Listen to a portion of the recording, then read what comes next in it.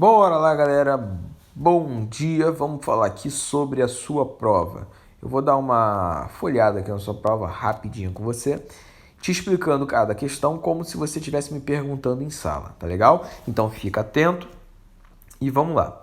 Primeira questão, ele está pedindo para você observar a tabela onde ele apresenta lâmpadas 1 e 2, cujas tensões e potências são especificadas, beleza?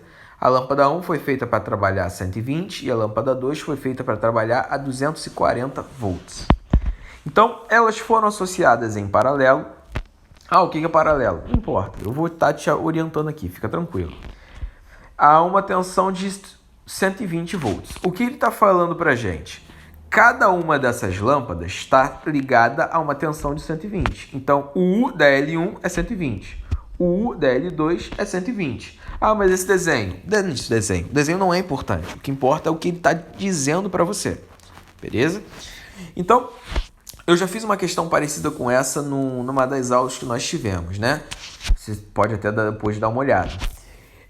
O que ele está fazendo? Ele está mudando a potência da lâmpada. Quando ele muda a potência da lâmpada, ela funciona exatamente igual? Não sei, eu vou ter que fazer as contas. Então você vai ter que calcular utilizando aquelas 3 formulinhas de potência. Vai escolher uma delas e aplicar aí, beleza? Segunda questão. Ele fala que o vagão de uma composição de metrô possui 12 lâmpadas eletrônicas idênticas de 25 watts. Então, cada uma das lâmpadas produz 25 watts.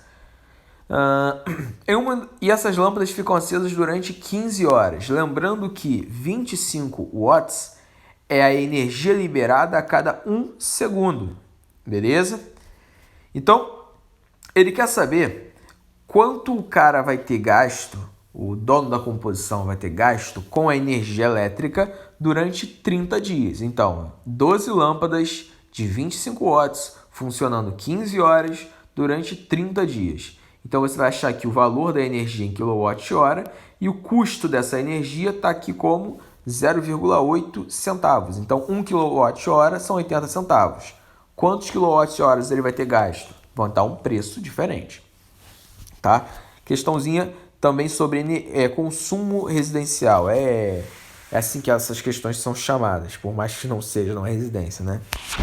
Mas, se você ficou atento a ela, esse assunto, você vai ver que não é difícil, você não vai ter muito problema. Terceira questão. Uma bateria de smartphone de 4.000 mAh e 5 volts pode fornecer a corrente elétrica de 4 mA durante 1 hora até que se descarregue. Calcule a quantidade de carga elétrica em coulombs que essa bateria fornece ao circuito.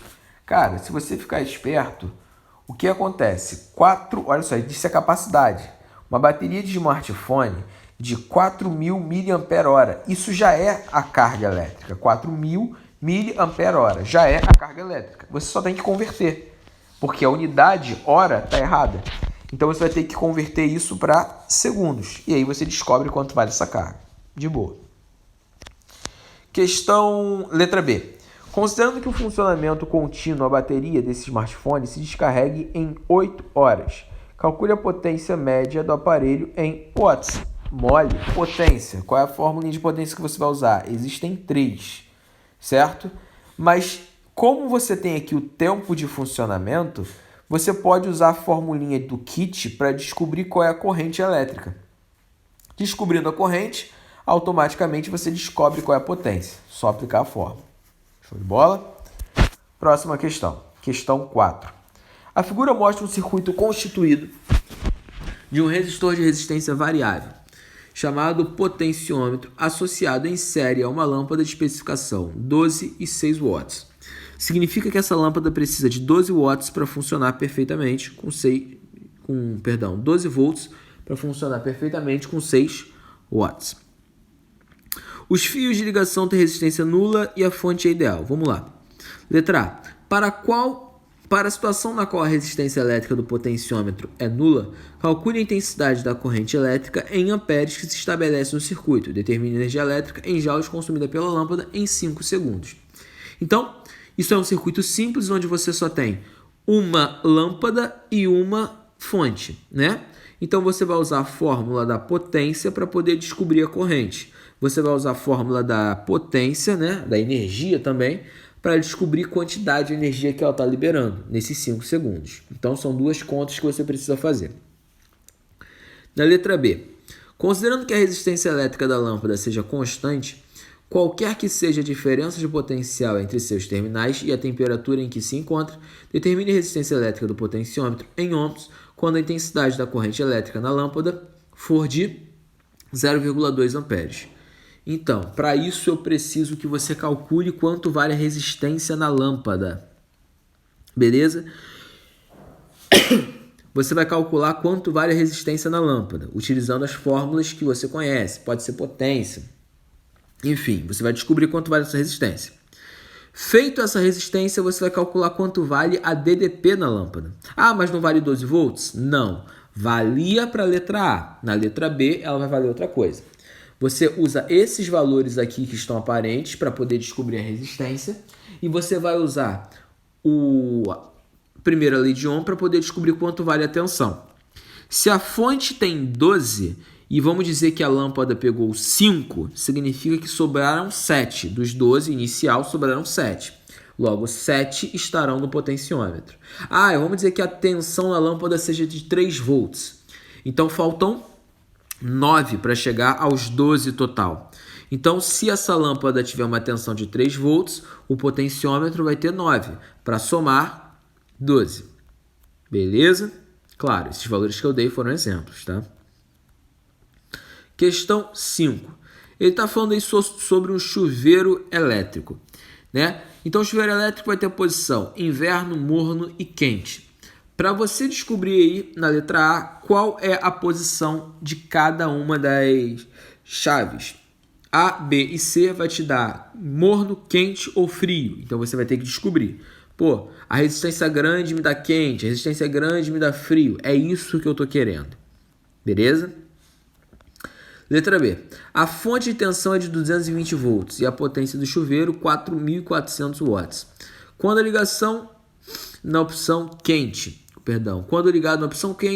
qual é o valor da resistência elétrica nessa situação? Então, utilizando as fórmulas de potência para calcular a resistência. Você sabe que são 3 fórmulas, escolhe a melhor. Questão 6.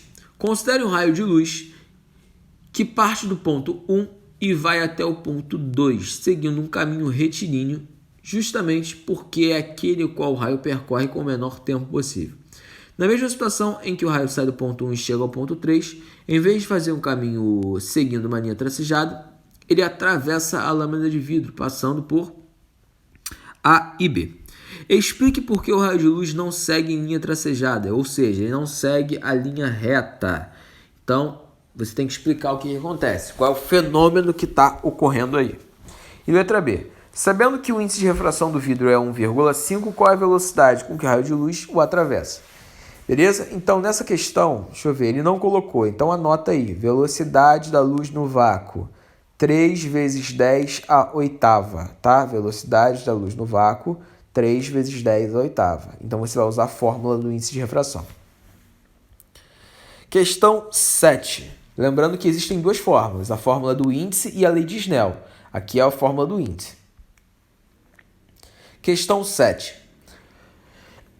A figura apresenta o experimento de um raio que está saindo de um bloco de vidro. Ok? Então, questãozinha clássica da lei de Snell, onde ele te dá o ângulo e quer saber aí qual é a velocidade da luz dentro do bloco de vidro. Então, você vai usar, ele já te deu os senos, te deu a velocidade da luz no vácuo. Você vai usar a lei de Snell e a fórmula do índice de refração. Você vai usar a combinação desses 2 caras. Escreve a lei, escreve a fórmula e você vai ver que vai conseguir resolver. Questão 8. Questãozinha de câmara escura de orifício. Um objeto de 3 metros de altura a 5 metros de distância em uma câmara de 6 centímetros. Primeira coisa que você tem que fazer, botar todo mundo para a mesma unidade, tá? Repara que está em metro e centímetro. Tem que estar todo mundo em metro ou todo mundo em centímetro. E aí você resolve a questão por semelhança. Questão 9. O esquema abaixo mostra um campo elétrico uniforme. Ele quer que você calcule o trabalho de uma carga 400 microcoulombs. Então, lembrando que o trabalho só se importa com quem? Onde é que ele começa e onde ele termina, certo? O potencial inicial menos o potencial final, que estão indicados no desenho. E questão 10 é uma questãozinha de eletrização por contato. Ok? Lembra do princípio da conservação. Se eu encosto os corpos, a carga é somada. Se eu separo, ela é dividida. Beleza? Se você entendeu esse raciocínio, se você escrever tudo que eu falei com calma, na hora da resolução, você vai ver que vai sair. Show de bola? Galera, eu quero que vocês façam essa prova com muita atenção, tomem muito cuidado com os detalhes. Beleza? Então, é isso. Forte abraço para vocês. Um forte abraço para vocês. Um beijo no seu coração. Tchau, tchau.